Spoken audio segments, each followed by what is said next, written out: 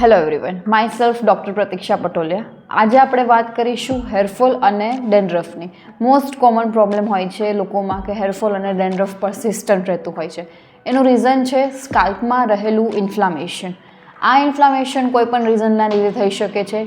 અલગ અલગ chemical product use કરવાથી, એક્સેસિવ ઓઇલી સ્કાલ્પથી, એક્સેસિવ હીટથી સ્કાલ્પમાં ઇન્ફ્લામેશન જનરેટ થાય છે, જેના લીધે હેરફોલ અને ડેન્ડ્રફ છે persistent રહેતું હોય છે.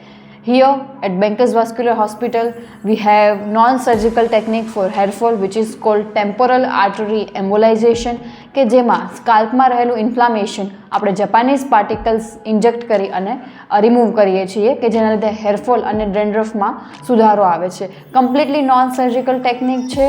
સોનોગ્રાફીના માધ્યમથી આપણે સ્કાલ્પમાં રહેલું ઇન્ફ્લામેશન ચેક કરી અને એમાં લિક્વિડ ફોર્મમાં પાર્ટિકલ્સ જાપાનીઝ જે આવે છે આપણે ઇન્જેક્ટ કરીએ છીએ, જેના લીધે ઇન્ફ્લામેશન રિમૂવ થાય છે અને હેરફોલ અને ડેન્ડ્રફમાં સુધારો આવે છે.